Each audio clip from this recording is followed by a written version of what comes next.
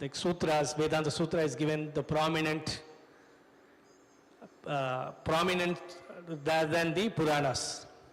But this is a verse which comes in Agastya Samhita, which actually glorifies the position of Ramayana, and we also know the position of Srimad Bhagavatam as Nigama Kalpaturu Galitam Phalam. There is actually Ramayana and Bhagavatam, they are actually the mature fruit of the Vedic tree. It is the essence of the entire Vedas. So this is the verse. Veda Vedhe Parapamse Jathe Dasaratatmaje Veda Prachesha Sdasit Sakshat Ramayana Atmanaha. Can all chant together as well? Veda Vedhe Parapamse Jathe Dasaratatmaje Veda Prachesha Sdasit Sakshat Ramayana Atmanaha. The Supreme Lord, who is the knower of all Vedas and knowledge, Veda Vedhe, that transcendental personality, Paripamsa Jate, took birth as the son of Dasaratha, Dasarathatmaja. At the time, all the Vedas, Sakshat Veda Atmanaha, also descended in the form of Ramayana through Valmiki. So Valmiki is called Prachedashat. So there are a lot of similarities between Ramayana and Srimad Bhagavatam. Actually, like both of the compositions were actually inspired by Srila Narada Muni. Even Valmiki Rishi and Vyasdev, we know in Bhagavatam, he was inspired by Narada Muni to directly glorify the Supreme Personality of Godhead. That's when Bhagavatam manifested, right? And previously he has written all these Vedas and Vedangas and the divisions and everything. Yet he was not satisfied in his heart. Similarly here, Valmiki Rishi was also contemplating. So at the time he was inspired by Narada Muni to write about Sri Ramachandra. So but actually this Ramachandra is none other than he is Veda Vedya. We know from Bhagavad Gita, Sarvasya Chaham Hidisannivishto Mattar Smriti Jnanam Apohanam Cha Vedecha Sarve Ahamiha Vedya Vedantakrit Vedavid Eva Chaham. Krishna says, from Vedas I am to be known, and I am the knower of Vedas, I am the composer of Vedas. Right? This is what it is. So the Lord Ramachandra is none other than he knows the complete Vedas. Not only he knows the Vedas, he is the essence. So when Ramachandra appeared to glorify him, the Vedas also appeared through the medium of Sri Valmiki Rishi.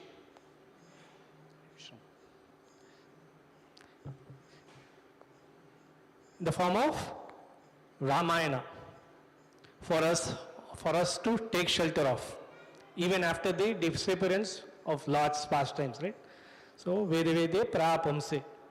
So he is the personification of the Vedas. And what this shloka says is, there are a lot of different understanding. When we read just the Vedas, we get a lot of different understanding of who the absolute truth is.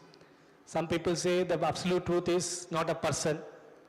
He has no qualities. But if you read this statement, it is very emphatic, saying Veda Vede Parapumse. Who is that Parapumsa? Who is that Brahman? He is none other than son of Dasaratha Maharaj. He is a person. Absolute truth is a person. Same way when Bhagavatam starts, Om Namo Bhagavate Vasudevaya. The introduction itself says that the Supreme Absolute Truth is none other than a personality. And he is son of Vasudev, called Vasudev. Here also when Vedas talk about, they don't talk about just about the Lord alone. Dasarathatmaja. It means he speaks about Lord and his associates. He is introduced through the medium of his devotee, Dasaratha Maharaj. As a son of Dasaratha Maharaj, he is introduced as like that. So when Vedas describe, they glorify both the Lord and his associates, not independently the Supreme Lord. And when we talk about Lord is a person, automatically what happens? If he is a person means, personality means each of us have unique qualities as well. Okay, it is not Lord as no qualities. It means when there is Bhagavan, when there is a person, it means the Bhagavan has qualities. So automatically, this is what Valmiki Rishi is meditating upon. He lists out 16 qualities of who has it. He asked Narada Muni the question.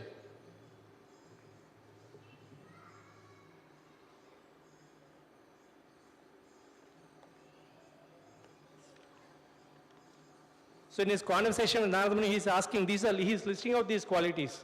Saushilyam, Viryavan, Dharmagya, Kritagya, Satyavakya, Dridavataha, Charitrena Chakoyuktaha, Sarva Bhuteshu Kohitaha, Vidwan, Samartaha, Eka Priya Darshana, Atmavan, Jitak Krodha, Dyutiman, Anusuyaktaha, Kashya Bibati Devaha. So like that he list out these 16 qualities. So there is I think each quality if we go into can be one class. So we'll just touch upon it. So these are 16 qualities. Who has all these 16, endowed with 16 qualities? Then once again Narada Muni gives inspiration saying that personality is actually son of Dasaratha Maharaj, who is Sri Ramachandra. So these are the qualities. So when we talk about, when the Vedas talk about, actually they are very emphatic, saying that God is or Brahman is a person and Brahman has qualities.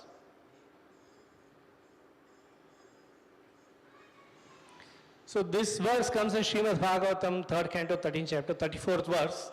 This is about the appearance of Varahadev.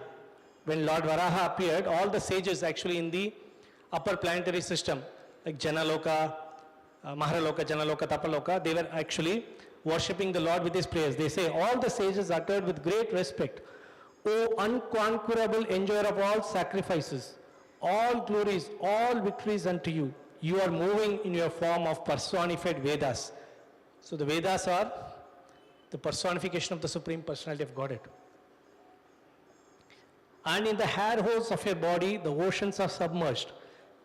For certain reasons, to uplift the earth, you have now assumed the form of a boar. So when the Lord appears in any form, it could be a Narsimha, it could be Vamana, or like Varaha, Kurma, as human being as Ramachandra and Krishna, his form is transcendental. We call this word transcendental. It means it's the personification of Vedas. So Vedas appear actually to glorify the form of the Lord as well as it glorifies the qualities of the Lord. Not only the Lord, actually, the qualities of the Lord's associates and devotees as well. Another aspect of Ramayana is, if you look at Ramayana, Bhagavatam starts with this word Om. Om Namo Bhagavate. See, Om is considered with this Bija word of Vedic mantras, from which everything else manifests. Om for the expenses, Gayatri Mantra for the expenses, Sutras, and then Ramayana, Mahabharata. So when we see Jiva Goswami's commentary on Bhagavatam on the first verse, he says, this first verse actually is an explanation of Gayatri Mantra.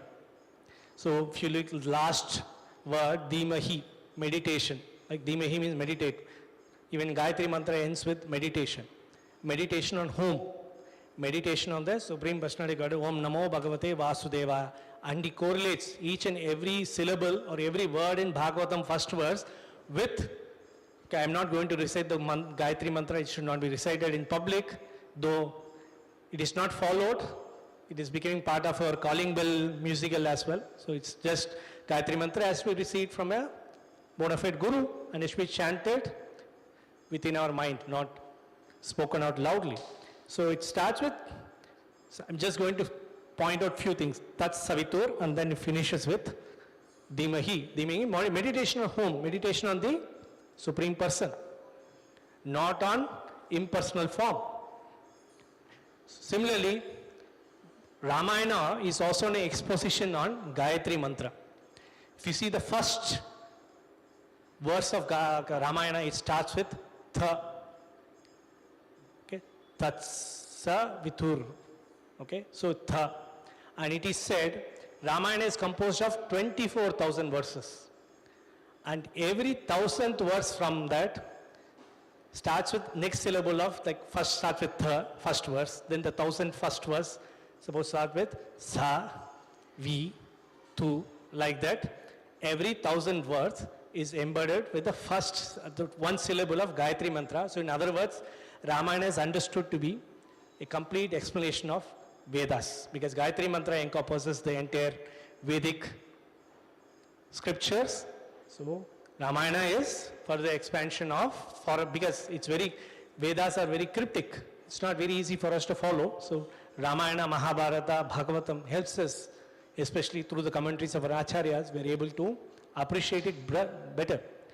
But it looks like some devotee or some person who has done research on it to identify these verses in Ramayana, and he found that it's not exactly 1000 verses, okay? Sometimes it comes 996, or other places 1000 or 2010 or something. It's not exactly 1000, it's somewhat here and there. That's what he found out, and he listed out what are those 24 verses which starts with the one of the syllables of Gayatri Mantra.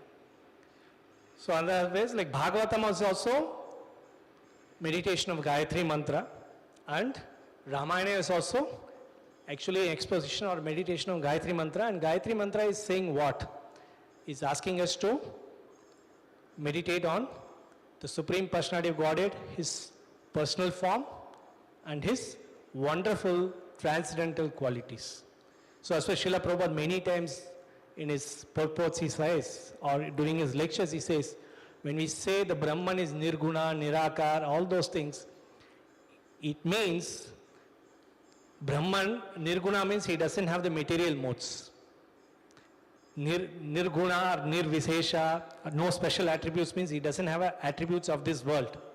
And similar, Nirakara means he doesn't have a form, does not mean he doesn't have a form like us. Okay, we cannot limit the Lord based on our conception of what form is. The Lord has a form which has infinite number of qualities and infinite beauty. So that's the most important thing. So that's why all the things is condensed in these verses.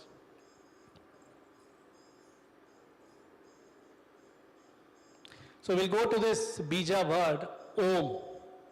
Okay, it consists of, because this is the source of the entire paradigm of Vedic scriptures. It is made up of 3 syllables. A, U, Ma. Akara, Ukara, Makara. So these are things. This is actually the sum and bonum of the entire Vedic philosophy. All the tattvas are actually encompassed within this one word, Om.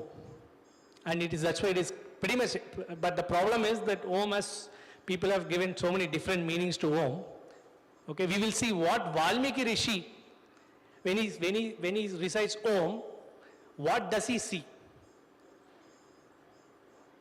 So this is the verse which comes in Valmiki Ramayana, in this Aranya Kanda, that is the 3rd canto, 11th chapter, 1st verse.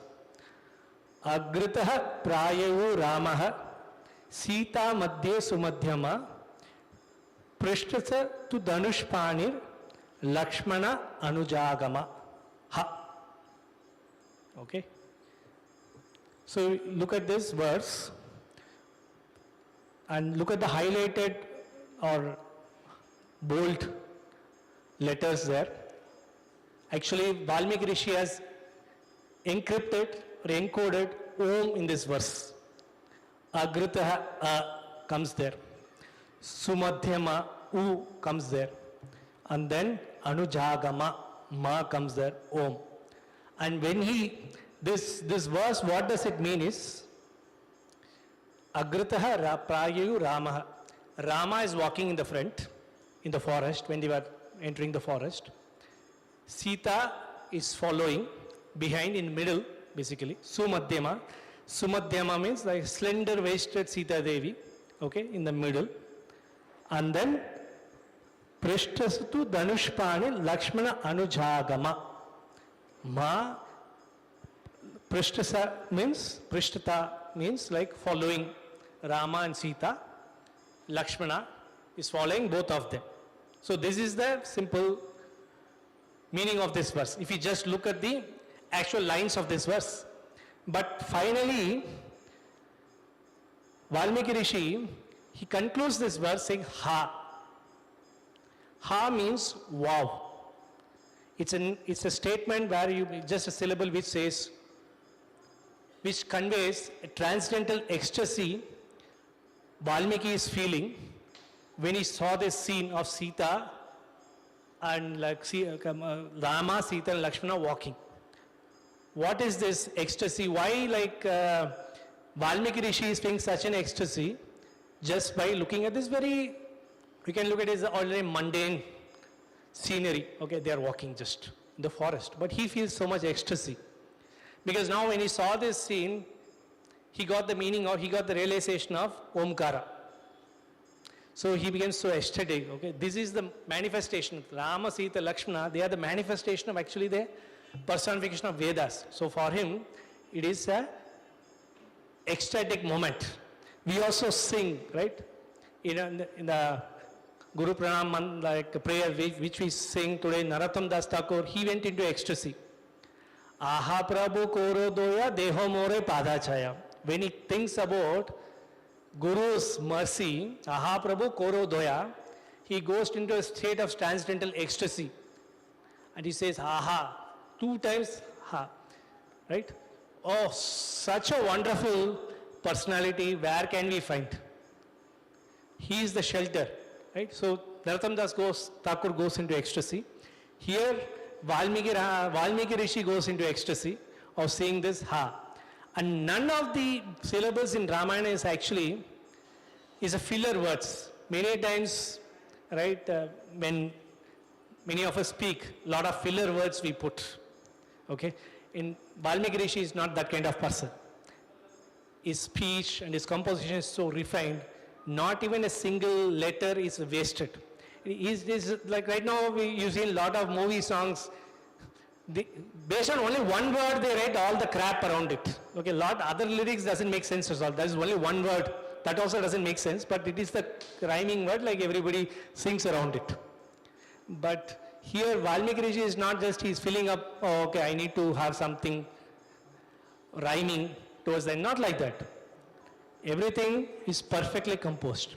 And expect the details, if you see this, some details is, here he says, Dhanushpani Lakshmana. Why he didn't say Ramachandra's Dhanushpani? Why he is giving only, if you look at the details, okay, he is only calling Lakshmana as Dhanushpani. Dhanushpani means one who holds the bow in his hand. Maybe we can speculate saying maybe he's also carrying Rama's arrows and bows and Rama is just walking just like that. So that's why he is called Dhanushpani. All these things we can say. But there is a very, very deeper meaning, because once again, when Valmiki Rishi puts something there, there's a deeper meaning to it. And this is where and he didn't explain it what it means. This is where the Acharyas come into picture. They are the ones who come and enlighten us and what is the deeper meaning of each of these verses. When we see Ramayana, it could be understood at many different levels. One level, it's easy for us to understand, appreciate is at the story level. Okay? Ramayana is a very beautiful story. It's a story of you and me and every one of us, what we go through in this material world. Right? There is one story. And the other thing is, on top of the story, if you see, there are a lot of dharmic principles which is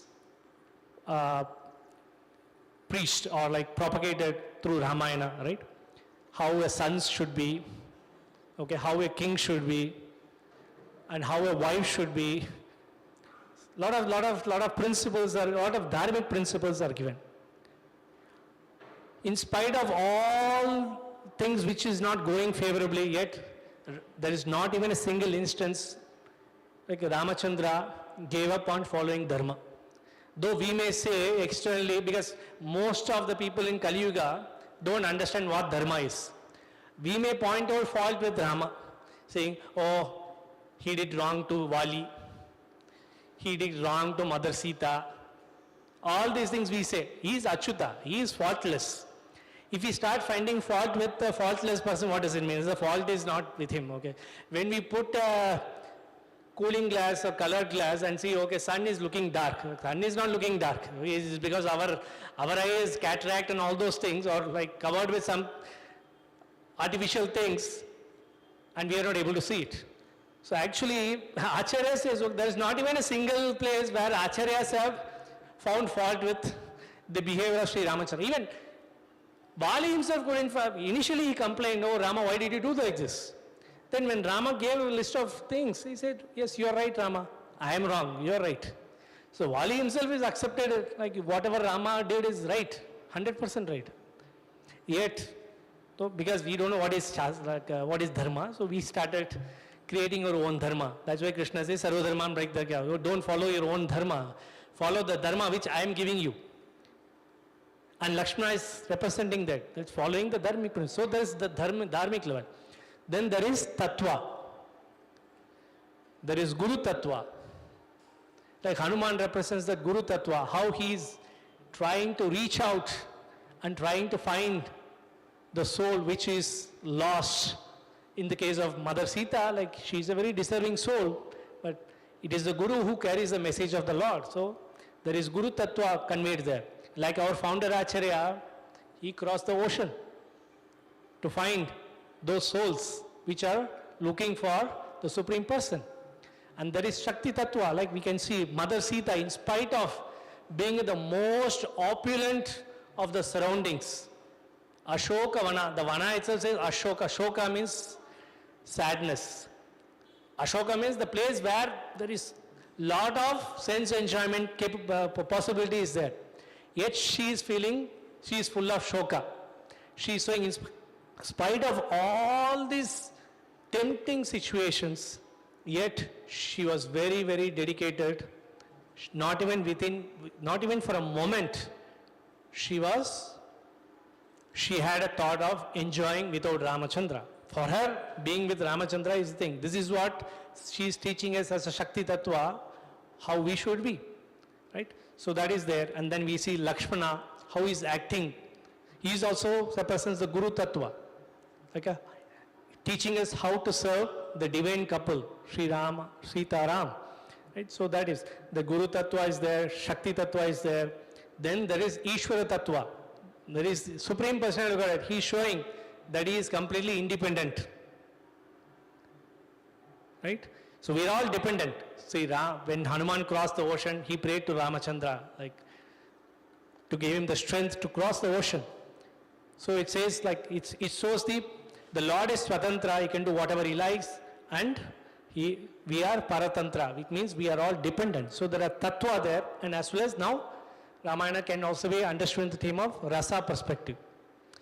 We know about Radha and Krishna's love in separation. So Ramayana also has this flavor of love in separation. The difference is, in Krishna Leela it is prior to marriage, in Ram Leela it is after marriage. There is love in separation. So there is Rasa Tattva, and there is Dasa Rasa of Hanumanji, then there is Sakya Rasa of Sugriva, and there is also this Tattva of Vipralambha Rasa of love in separation of Mother Sita and Rama. In fact, if you see, the time like Sita and Ramachandra were together were very less. 13 years, they got married, for some years in Ayodhya, and then 13 years in the forest. Then 1 year she was kidnapped. Then they got back, and after that, till she became pregnant, she was with Ramachandra, and after that, she got again separated. And Ramachandra lived in this world for 11,000 years. And consider like her mother Sita, maybe she would have been with Ramachandra maybe for 30, 40 years. The way Krishna was there for 125 years, 14 years. Right? But there is love in separation. So here also that rasa of how the Lord is feeling the separation from his Ladini potency, and how the Ladini potency is feeling the separation from the Supreme Lord. The rasa tattva is also there. So Ramayana comes at different levels. Now we go to this verse, Agritha Prayu Rama. So what this scenery or this picture shows you? What is this? Sarayu river, okay? Anything else?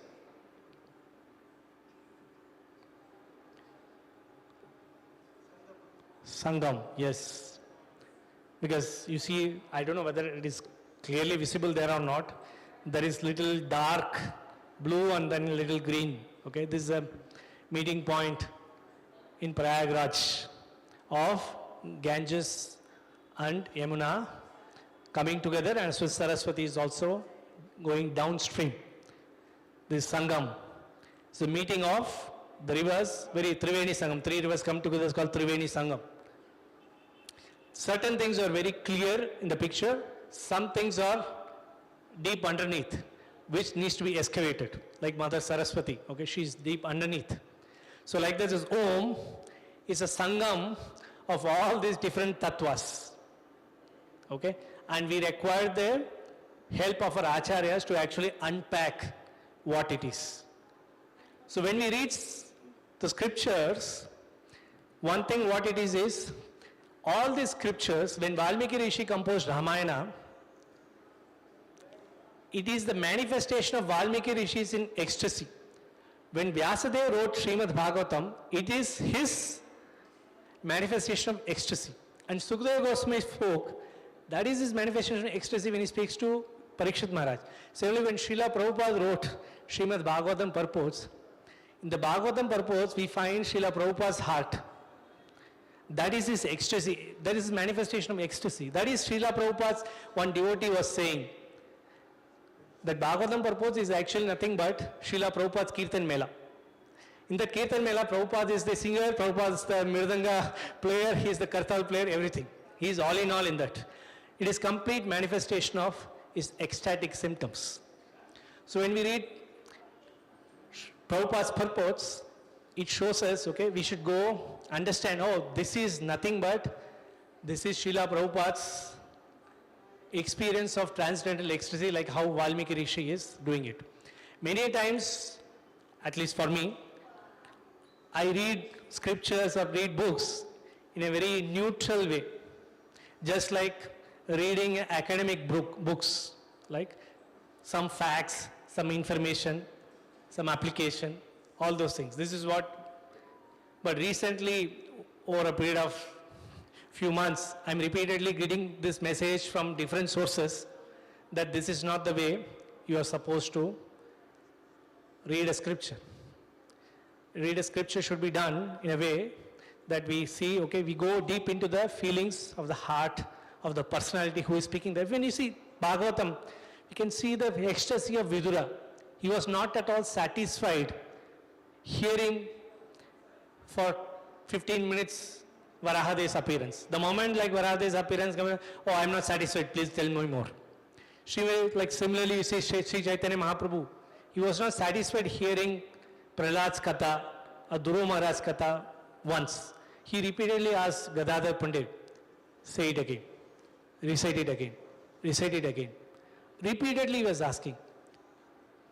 And similarly, when it is something for me at least, saying, okay, read it in a more personal way, and there are more details in it.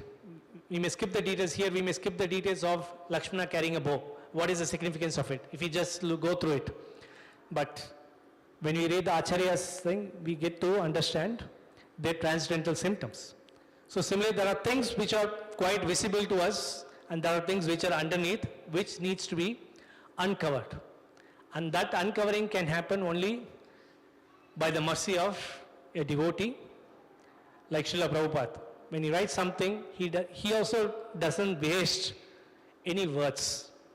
Everything, every word he expresses in the purports has a deeper significance behind it. So there was one devotee, and the devotee is so very, he relishes Bhagavatam. Okay, his name is Kalachakra Prabhu, his name is Kalachakra Prabhu. So one of his classes he was saying, his spiritual master, actually like when he was doing deity worship, he asked him that day to recite Bhagavatam. So he decided when deity worship was going on, usually we do Kirtan, that day like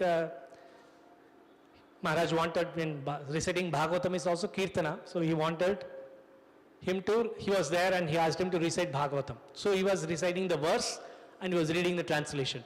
Reciting the verse, reading the translation. Like this he did for few verses. Then he stopped deity worship and turned around and said, read the purports. He understood, okay? It's just not the verse and the translation. The purports are the ones which our founder Acharya, these are his expression of glorification of the Supreme Person. When a pure devotee glorifies the Supreme Personality of Godhead, there is a lot of potency in it. So when we read Srila Prabhupada's purports, that's why it's very important. And many times Prabhupada stresses on. Some people ask to finish reading Srimad Bhagavatam. We also do it, finish it for there are some conditions to meet to take some initiation, all those things. We want to finish a first canto, second canto, just go through translation and everything. It's not about that, right? Take time, go deeper. It's okay even if you complete only half a verse, half a page, or 2 lines of purports. Let's try to meditate on what Srila Prabhupada is actually trying to. He's actually speaking to us through Bhagavatam, through his purports. So that is what here Valmiki Rishi is also doing to us. He's trying to speak to us through Ramayana. So this first, let's look at these 3 syllables, okay? Like Agrata Prayu Rama, Sita Madhya Sumadhyama, Prishtasu Dhanishpani, Lakshmana Anujagama. So let's go from behind. Okay? So this Lakshmana is following behind the divine couple. Anuja. This Anuja, anywhere we use Anu, the word, it means we follow in the footsteps of the previous Acharyas. Or what the previous Acharyas do, they follow in the footsteps of the Supreme Personality of Godhead. Like here, that's why he is also called, Lakshmana is also called Ramanuja. Rama Anuja, one who follows in the footsteps of Sri Ramachandra. We are also we call ourselves as, like at least, we try to do like Rupanuga, Anuga, or Prabhupada that we are followers, try to be a follower in the footsteps of Srila Prabhupada. Anuga, Anuja means a follower. So here Lakshmana, here he represents 2 things. One is this Ma in Om represents we, the living entity, Jiva Tattva. Okay? What is the duty of a responsibility of a Jiva Tattva? Responsibility of Jiva Tattva is to follow in the footsteps of sadhus, Guru, Sadhu, Shastra. That is what Lakshmana is saying, okay? What the Guru, Sadhu, Shastra is saying to us, that we must be engaged in the service of the divine couple. It's very important, divine couple, not individual. If you try to have Ramachandra alone, what happened? Surpanaka wanted Ramachandra alone. She didn't want Sita in the picture. She got her nose cut off, ears cut off. And more deadly is wanting Sita, ignoring Rama. What happens? We lose our life itself. Not only our life, the entire family, the entire dynasty, everybody is lost. So service must be rendered to the divine couple. And there is this wonderful pastime. I'll tell it later when we come to Sita Devi. So here Ma represents we, the living entity, must be engaged in the, where Lakshmana is saying, must be engaged in the service of the divine couple. Especially this Dhanush Pani. Why the specific stress is given for Lakshmana carrying a bow? Because the bow indicates service. Because he's actually protecting the divine couple. One may say he may also carry the bow of Ramachandra. It means he is also serving Ramachandra, carrying the bow of Ramachandra. And he's actually 24/7, he's engaged as a cook. He goes and collects the firewood. He does the cleaning of the ashram where they were staying. He was constructing this ashram in Panchavati, bringing water for cooking. Everything. As a watchman, he was like guarding throughout 24/7, sitting on the watchtower on the top of a tree. He is the one who watched when Bharata was approaching with a big army. He saw and he said, oh, since Bharata is coming and probably he is coming with a hidden motive. Right? So he was always engaged in. So here this Dhanush represents devotional service.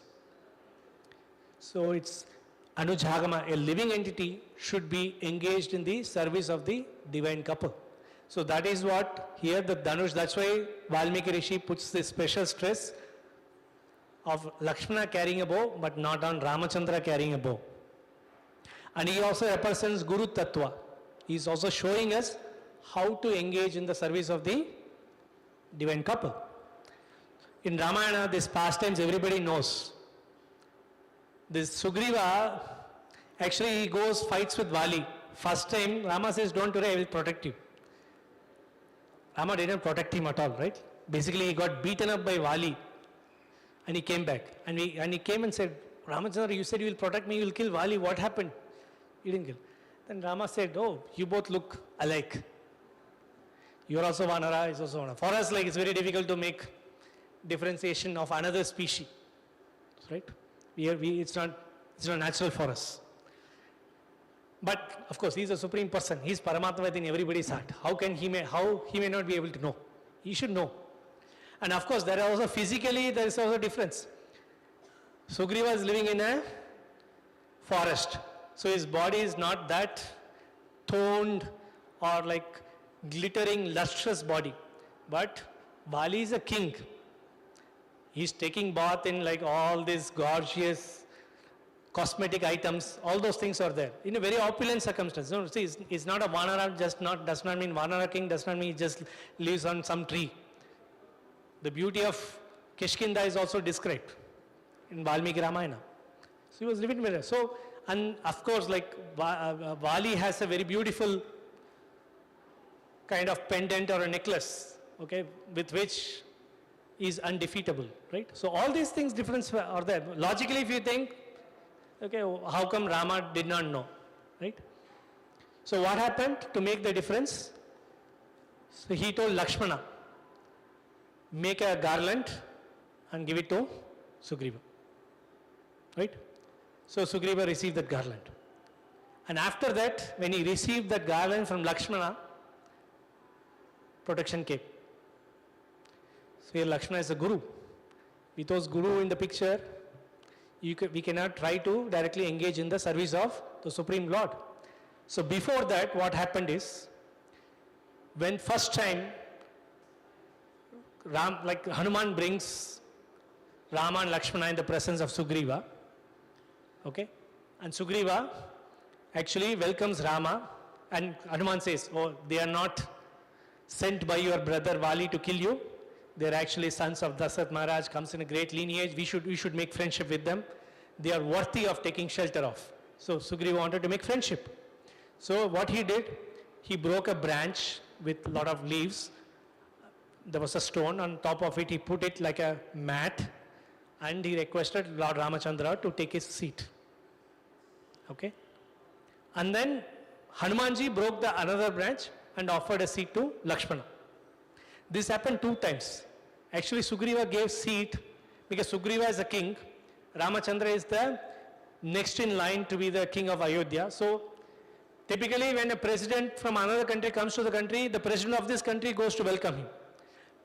If the next vice president comes, the vice president of the country goes and welcomes him. It's not the president himself will go. That is the etiquette. That is the general etiquette. But when a guru comes, Lakshmana represents the guru. He's Adi Guru, is Balaram.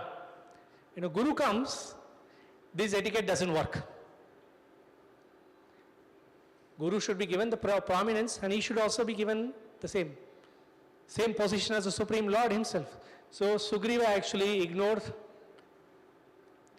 offering respect to Lakshmana. And Rama did not say, he didn't openly say, nothing was openly said. But what happened, since he did not take shelter of Lakshmana, he took direct shelter of Ramachandra.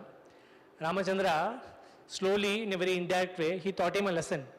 No, without Lakshmana's blessings, you cannot approach me. When somebody offers the garland, the person who is receiving it naturally has to bend down and receive it. So there is a submission from Sugriva's part that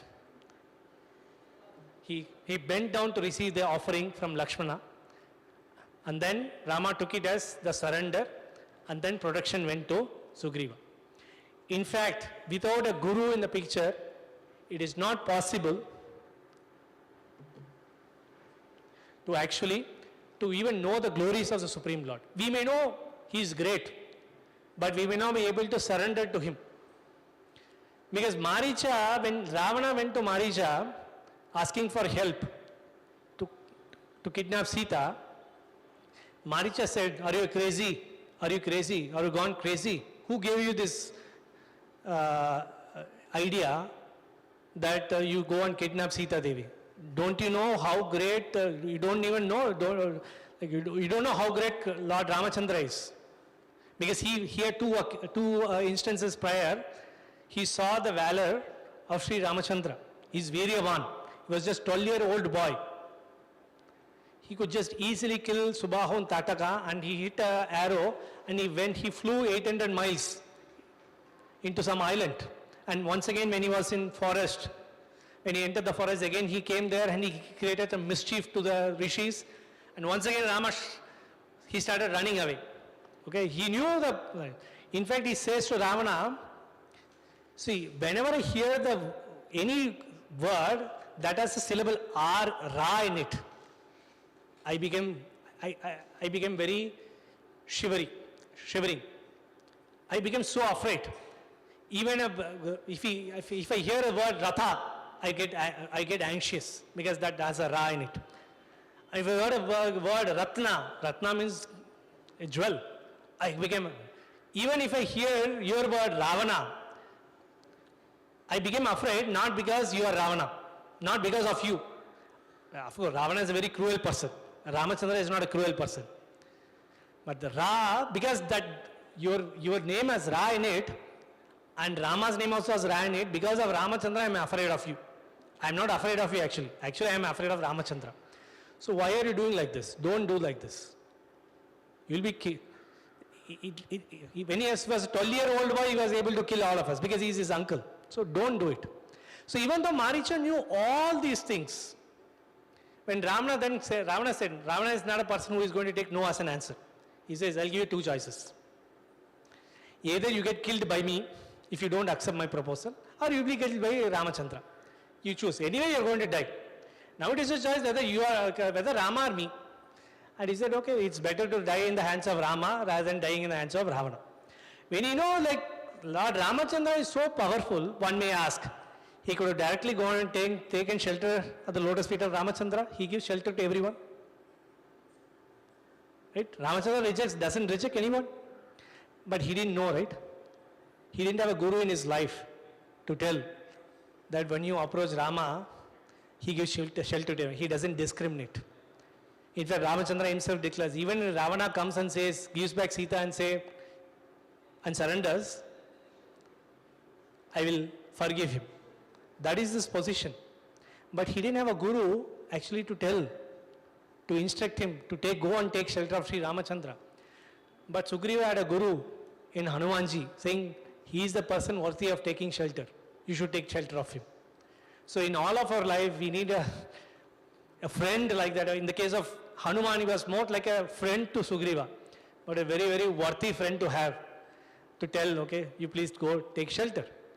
In the life of Srila Prabhupada as well, Prabhupada is a very natural, pure devotee. But there was one friend, when Prabhupada was very reluctant to go and meet Bhaktisiddhanta first time, this friend encouraged him, saying, no, this personality, because of his past experiences, Prabhupada with the other sadhus, they know they are not up to the standard. So he was very reluctant. Then he said, no, he's the person. He's a very, very nice sadhu. So the moment Prabhupada met Bhaktisiddhanta, what happened?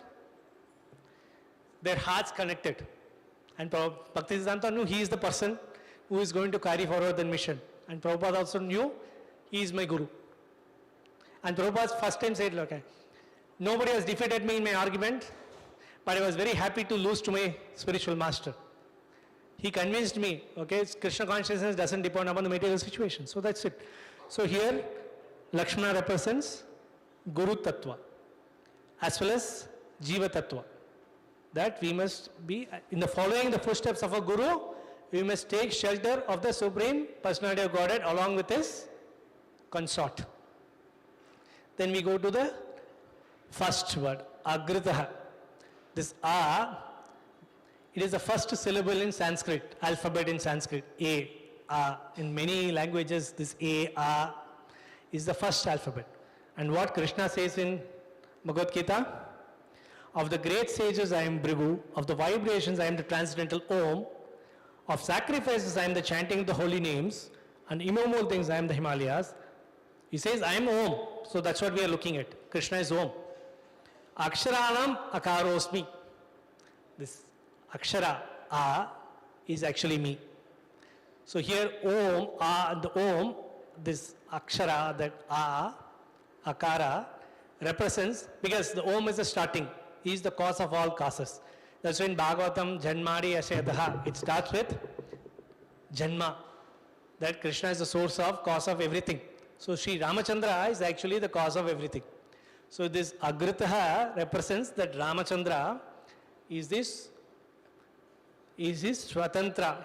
He is the person who we must all be dependent upon. It represents the Tattva that he is the Supreme Lord and we as a living entity must be dependent upon the Supreme Lord. And now this is, A is Ramachandra, represents the Supreme Lord. Ma represents the living entity. Now, what connects this living entity with the Supreme Lord?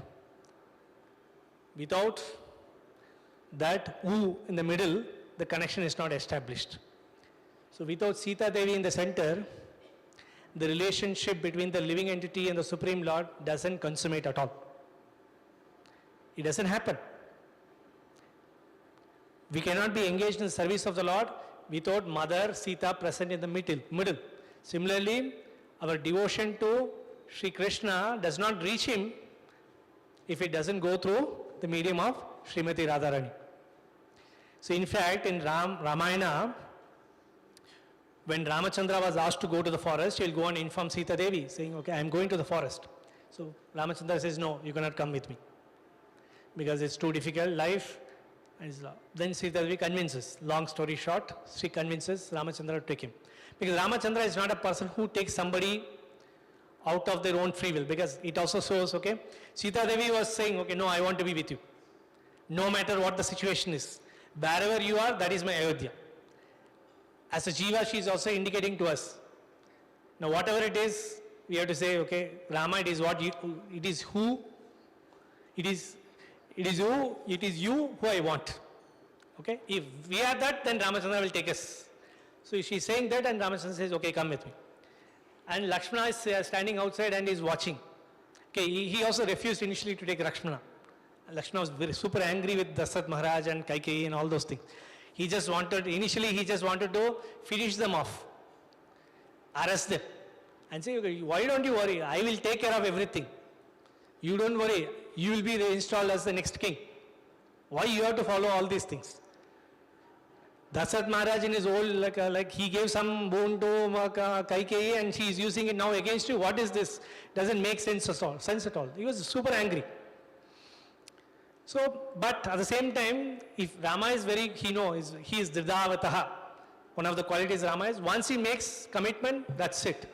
And it is not his father's word is different from his father's promise is not his promise. Okay, he considers any promise given by his even forefathers, that is his own promise. He has such a gratitude to everyone.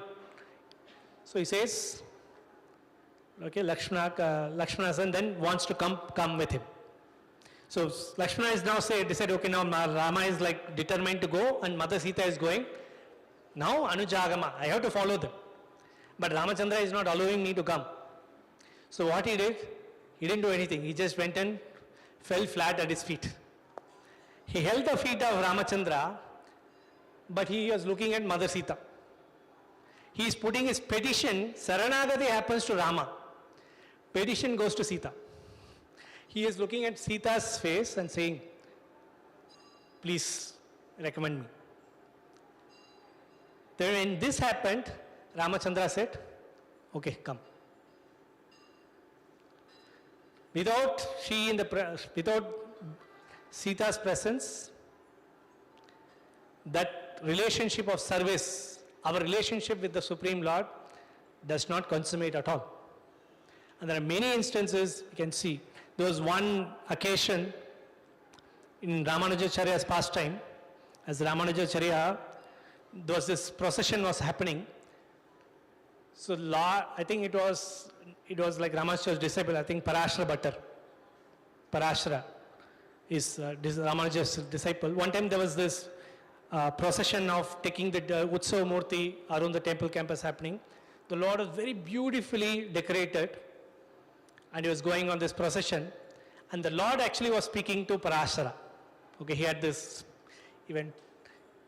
The deity was speaking to Parashara Bhatta, saying, how do I look in this costume?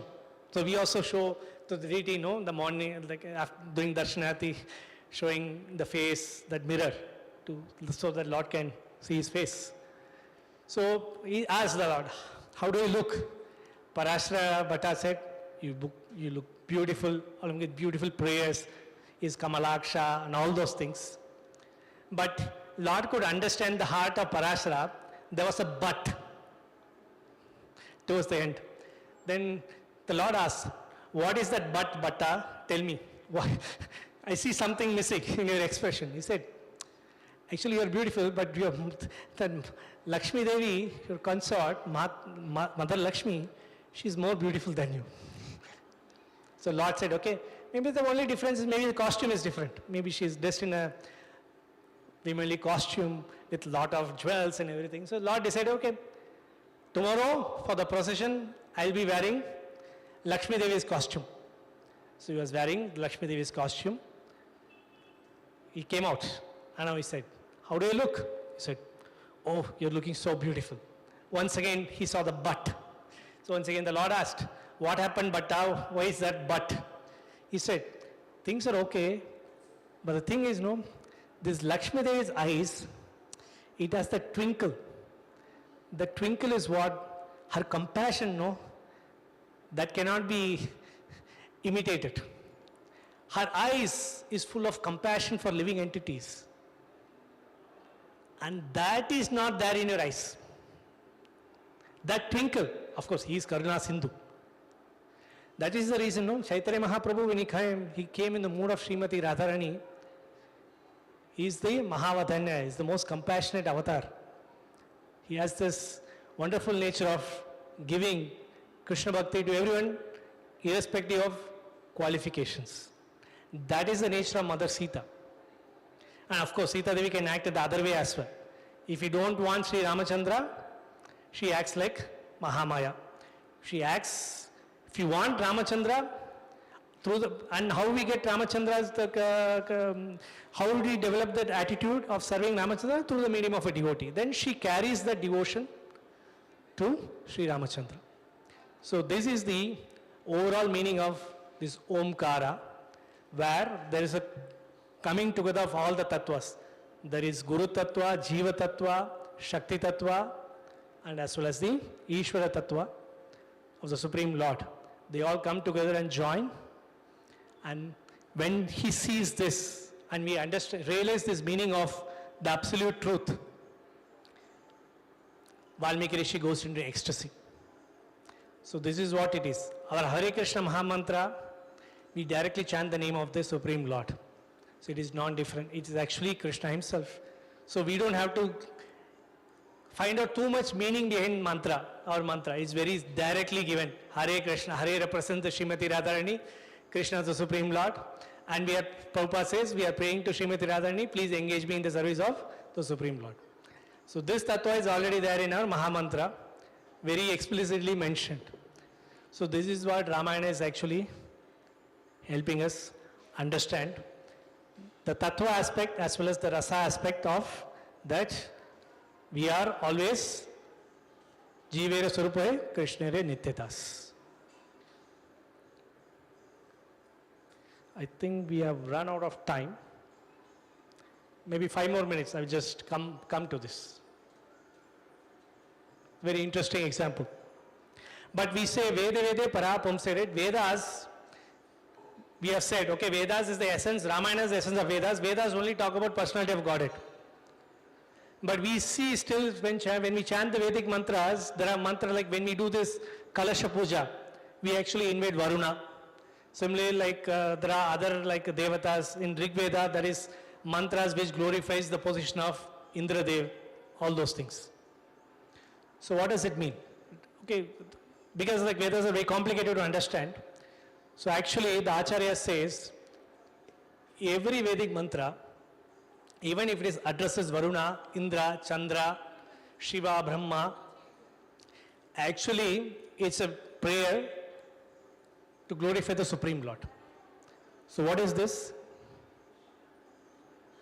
Orange. Any objection? This is orange, right? Right. Then what is on the left, what is on the right? Left is peel, right is orange. Earlier when I asked, you said this is orange, including the peel. But actually, I know all of you what you meant is the fruit inside it. It is just not the peel. Peel is not orange. Orange is actually fruit inside. Similarly, in Vedic prayers given, explicitly it may say Varuna, Chandra, Surya, glorifying. But actually, they are not glorifying Varuna, Chandra, Surya. They are actually glorifying the Antaryami within all those personalities, which is Sri Ramachandra, or Sri Krishna, or Vishnu, or Narayana, or Narasimhadev. So it is this fruit we are glorifying. Okay, this is the understanding you should have. In fact, Jiva Goswami gives a much more deeper understanding.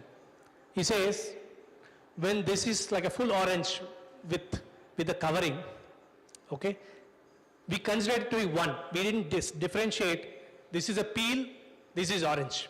We didn't say, oh, the fruit within this peel is actually orange, the covering is orange. We didn't say that. There is oneness to it. Right? So when we are engaged in the service of the Supreme Lord,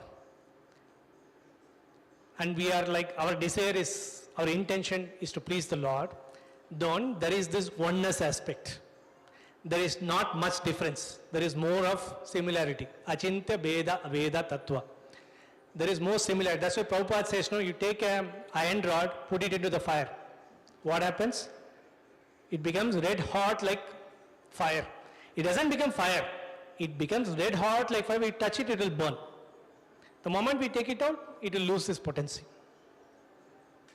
So when we are engaged in the service, when the Shaktis are engaged in the service of the Supreme Lord, there is oneness to it.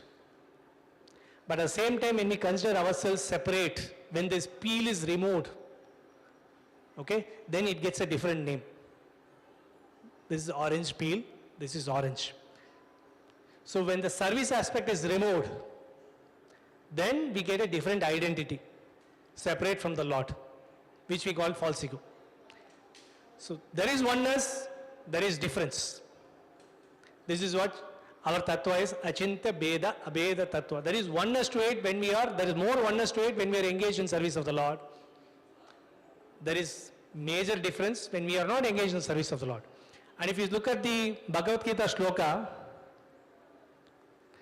we see this oneness and difference aspect. Krishna says, Maya tatam idam sarvam jagat avyakta murtina mastani sarvabhutani nachaham teshavastitaha. By me, in my unmanifested form, this entire universe is pervaded. All beings are in me, but I am not in them. Krishna says, I am in it, but I am not in it as well. Mastani sarvabhutani. Here you look at this third line. Mastani sarvabhutani. Very next verse, what does he say? Nacha mastani bhutani. First he said, Mastani sarvabhutani. I am in everything. Immediately he says, Nacha mastani bhutani. And he says, Pashame Yogam Aishwaryam. And you should know this is Achintya Shakti of mine. Yogam Aishwaryam. It directly doesn't say Achintya, but this is the Achintya Tattva. That is, Krishna is one and different. And whenever oneness is mentioned, it should always be mentioned along with the difference. We don't stress only on the oneness aspect. We stress on the difference aspect as well. Similarly, in 10.41, after it's what? Vibhuti Yoga, Krishna describes his opulence. I am Himalayas, I am this, I am that, I am Omkar, all those things. At the same time, Krishna also says, Yadyad vibhudimat sattvam srimate yojitam evava taddat eva avachatvam mama teja amsasama. Whatever I described, Arjuna, know that all opulent, beautiful, and glorious creations spring from but a spark of my splendor. It is just one drop of my splendor. So Krishna also giving a difference. So Krishna talking about Abheda, and immediately he follows up with Beda Tattva as well. There is difference. So this is how, and this Beda Abheda is what? It is Achintya. For Krishna it is Achintya, it doesn't apply to us. Achintya applies only for Krishna. Achintya doesn't apply to us. He is inconceivable, we are not that. So this is what this Omkara also indicates. And Vedic mantras, when we chant, actually what it means, any Vedic mantra we chant, even when you go and attend a yajna and something, every mantra is meant to actually glorify the Supreme Personality of Godhead. And we'll see in Srimad Bhagavatam these verses 8.7.19 to 23. And after verses you will read, Srila Prabhupada uses the same method. This is the verse where this pastime of Sabuntra Manthan pastime is happening, where churning the milk ocean poison came out. And the Lord is present as Kurmadev and Lord is present as Ajita. But all of them approached Lord Shiva for protection. And they prayed to Lord Shiva saying, you are the Supreme Lord, you are the Paramatma, you are the maintainer, you are the creator, you are the destructor, everything they said. And if you read the purport, Prabhupada would say, these prayers are actually meant to Lord Vishnu. It is not meant for Lord Shiva. He says it's actually meant for Lord Shiva, Vishnu, who is Antaryami within Lord Shiva. Every verse, every purport, Prabhupada makes this. The same orange example only. Prabhupada says this, actually maintenance is done by Krishna, Vishnu. It is not done by Vishnu, Shiva. So it means anywhere the maintenance is spoken about, it means Lord Krishna or Vishnu. Similarly, creation is also done by the Lord only. Brahma is a representative, a Saktavesha avatar. That also Prabhupada mentions. So we have 4 avatars, no? Like Vasudeva, Sankarsana, Aniruddha, Pradyumna. So this Pradyumna is actually in charge of creation. And Sankarsana is in charge of destruction. And then like Aniruddha is charge of maintenance. And Vasudeva is actually a person who is responsible for us to getting out of this material world liberation. So all these persons are head of the departments, and actually the original person is actually the Supreme Lord. So we read the same tattva, we will find that actually any Vedic mantra, it could be mentioning any demigods, actually it's meant for glorifying the Supreme Lord. Vede Vede Parapamse Dasaradatmaji. It is only for glorification of the Supreme Lord Sri Ramachandra. So that's what. So we don't have to be afraid of chanting mantras, okay? Everything is meant. It is the intention with which we chant and understanding the deeper details. That's what Valmiki Rishi is revealing, and that's what Srila Prabhupada is also revealing through his purports. Okay, so I'll stop here. Thank you so much. Grantraj Srimad Bhagavatam ki jai, Srimad Ramayana ki jai, Shri Valmiki Rishi ki jai, Jagat Guru Srila Prabhupada ki jai. If you have any questions, comments, corrections, objections, you can just share.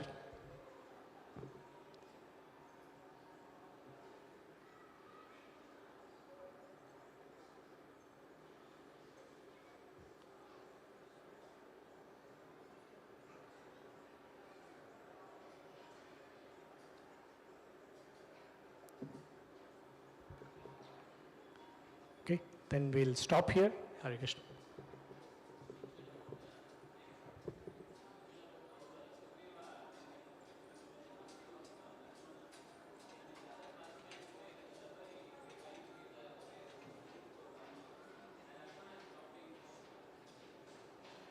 Stopping. Taste it. Okay, that actually pastime did not come in Valmiki Ramayana. Okay, Shabri, she was trained by Matanga Rishi. Okay, so she is well trained in devotional service. She knows what to do. At least in Valmiki Ramayana, Valmiki Rishi did not write that she tasted and gave it to Ramachandra. She offered it directly to him. So that pastime, at least that instance didn't happen in. Shabri is also known for her Guru Bhakti. Guru told her that because when the Guru went back to spiritual world, she also wanted to accompany them, but the Matanga Rishi told, no, Sri Ramachandra will appear, so you serve him. And actually, he didn't appear the next day, or next month, or even next year. She has to wait for many thousands of years. And every day, Utsaha Dheryat Nishyat, or Tat Tat Karma Pravattanat, our Rupa Goswami gives, she was following all these 6 principles of devotional service. Every day, she was expecting Sri Ramachandra to come.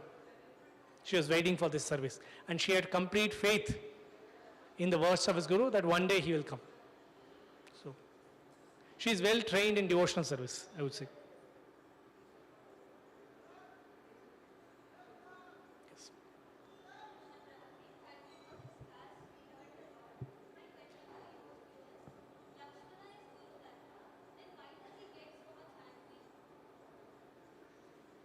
Okay. He gets angry not like our anger, which comes out of ignorance. His anger is if the Lord's service is obstructed in any way. If somebody acts in a way it is not pleasing to the Lord, he gets angry to correct that person, not out of false ego. My anger comes out of it's manifested out of false ego platform. Lakshmana's anger is a transcendental emotion where when Ramachandra's service or somebody is trying to cause some harm to Ramachandra, he cannot tolerate it. That kind of anger. And to punish in such a way that that person actually becomes reformed. When Sugriva also, after getting the kingdom back, he forgot his promise to Ramachandra. He just started enjoying life. Like most of us, okay, when we do bhakti, we get the fruits of bhakti in the form of lot of opulence, and sometimes we get it. The Lord wants to test us. Are we still resolute in it? And we start enjoying it, enjoying the facilities of bhakti. In terms of even respect we get in the temple. Oh, this is a very senior Vaishnava, all these things, we become addicted to it. So in this case, Sugriva became very addicted to sense enjoyment because he was denied that opportunity for so long by his brother. And actually Hanumanji went and told, hey, you've forgotten Ramachandra's promise, and Ramachandra is waiting there. So then Sugriva, what he did, he sent all the messengers all around to get all the Vanaras, to assemble the Vanaras. Then he once again went back and started doing his sense enjoyment program. That's when Lakshmana came inside and he saw, what is happening? Sugriva, what happened? You received a great benediction from Ramachandra, his friendship. Why are you not engaging in his service? So he wanted to correct him of his mistake of enjoying in sense enjoyment. That's what a guru does. Guru is not supposed to be very gentle and all those things. A guru is supposed to chastise. And disciple is supposed to accept the chastisement. Unless we are ready to get corrected, why do we need a guru? It's not a friendly relationship at all. Even if you do things 100% correct, guru will find fault. And that he has to do it. So that we don't become complacent, we don't take it for granted, oh, I have satisfied my guru, now I'm going back to God. Nothing like that. There is nothing like perfection in devotional service. There is perfect, most perfect. Keep on, perfection increases. So he is acting like a guru, and guru has to chastise. Prabhupada chastised many devotees, many disciples. He embraces as well as like a father and mother only, no.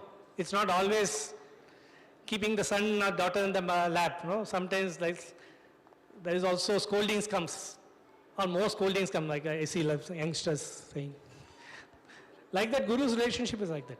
So it's not from the platform of, it's coming out of the platform of love rather than platform of frustration. Okay? Okay? Yeah.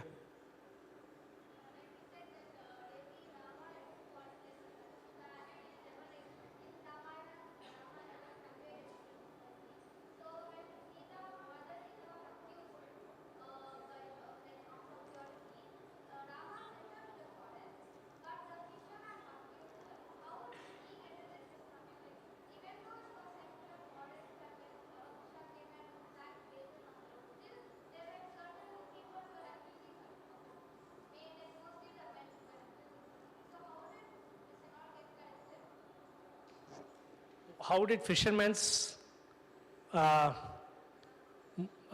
his offense get corrected? He didn't get correct.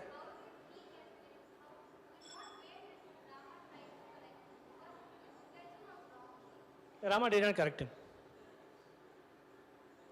Rama did not correct him. No, he appeared once again in Krishna Leela and he became this washerman, right? He's washerman of Kamsa.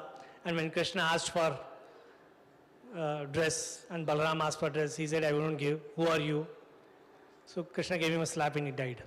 That's the correction. By killing. The purification happens through this.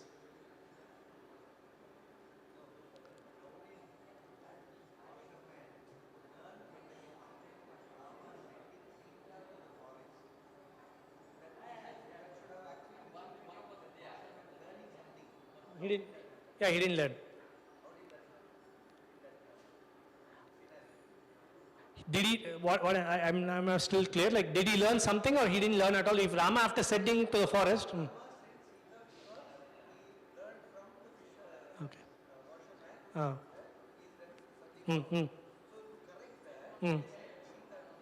Correct.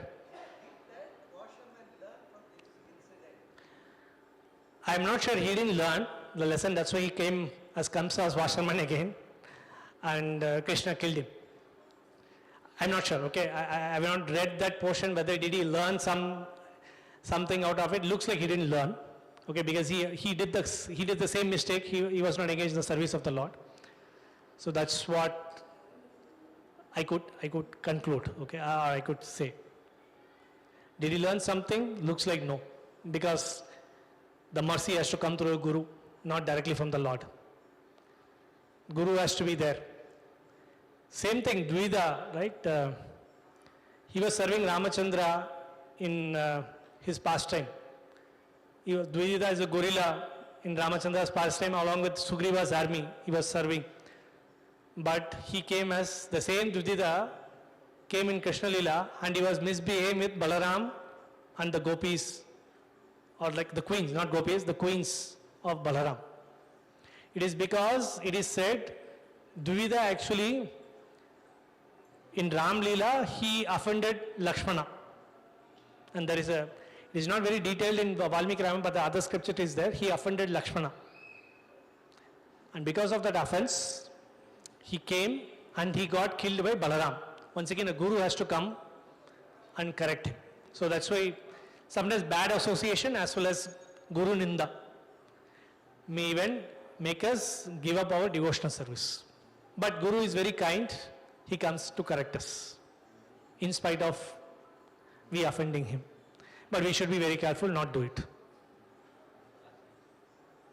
I don't know whether that answered or not, but just some side information. Okay. Okay, so we'll stop here. Thank you so much. Hare Krishna, Krishna Krishna, Hare Hare, Hare Rama, Rama Rama, Hare Hare. Let's offer our prayers to Sitaram, Lakshman, Hanuman here, so that by their mercy of Sri Hanumanji, by mercy of Hanumanji and Lakshmana and Mother Sita, that our heart will become soft. Okay, let them churn our heart in such a way that it becomes soft, so that it becomes easy for us to receive the mercy which we are receiving through the medium of our Guru Parampara, and so that we may be engaged in their service, following in their footsteps. Hare Krishna.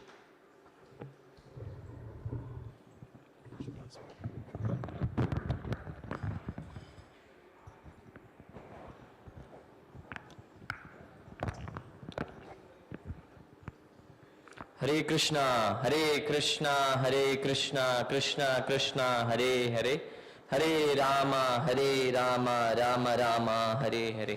Shri Shri Gandharvika Giridhari Shri Chaitanya Mahaprabhu ki, Vigna Vinashaka Lakshmi Nrsimhade Bhagavan ki, Bhakta Vatsala Balaji ki, Shri Shri Rama Navami Maha Mahotsav ki. So, thank you for all for joining us on this auspicious occasion of Shri Shri Rama Navami. And the next schedule would be, we'll have the Abhishekam of the beloved deities and followed by the consecutive schedule that we have followed. So we would take a moment to thank His Grace Arisham Prabhu for actually graciously accepting the class, because this change happened only the last evening. So Prabhu was, very merciful to accept because of the last minute change, since Vardhakrishna Prabhu was not available. Not many would come forward. I just spoke to him in the last evening, 5 o'clock, and Prabhu graciously accepted and came forward and shared so many lessons from Ramayana, so many lessons from Shastras, which we need to take back today, because the lessons that we have to learn from Ramayana, and that is why the Lord came in the form of human beings, so that we accept and follow those principles in our life. So let us all loudly show our gratitude to Arisham Prabhu, so that he is always kept under the shelter of the Lordships and for his spiritual well-being. So let's all loudly chant one time for Arisham Prabhu. Hare Krishna, Krishna Krishna, Hare Hare, Hare Rama, Rama Rama, Hare Hare. Thank you, Arisham Prabhu.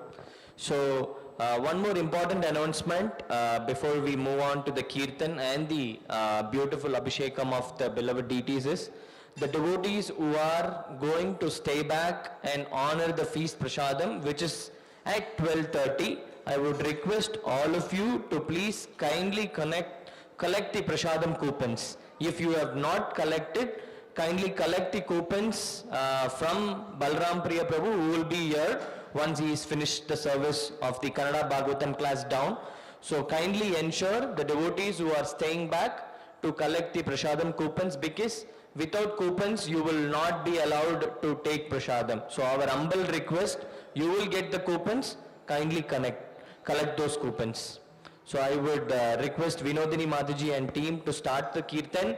Meanwhile, we'll start the Abhishekam in a couple of minutes. Thank you. Hare Krishna.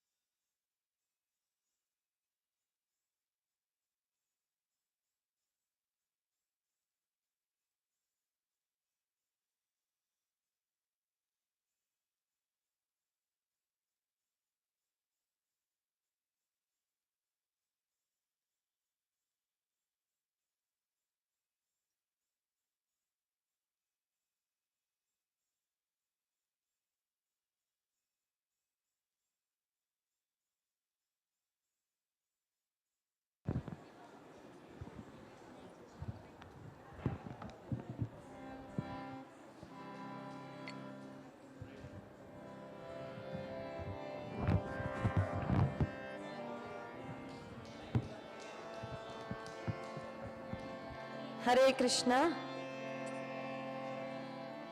Sitaram Lakshman भक्त हनुमान की, श्री श्री राम नवमी महामहोत्सव की। We will be singing Ramashtakam composed by Murari Gupta. You all can open KK songs, Ramashtakam or Rajat Kiritamani.